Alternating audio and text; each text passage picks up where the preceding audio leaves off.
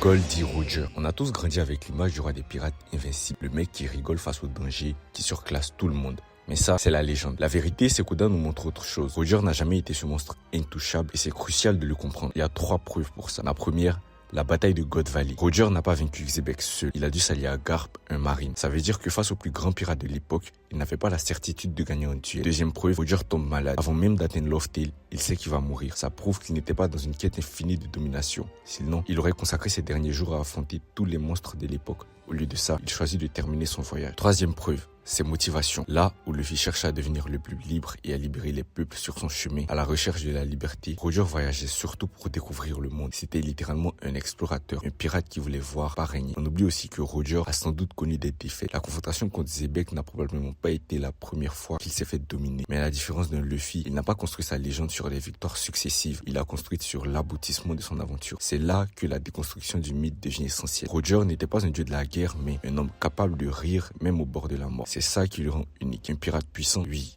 le plus fort. Pas forcément, mais celui qui a accompli ce que personne n'avait jamais réussi, atteindre la fin du monde. Et ça vaut plus que toutes les victoires en duel.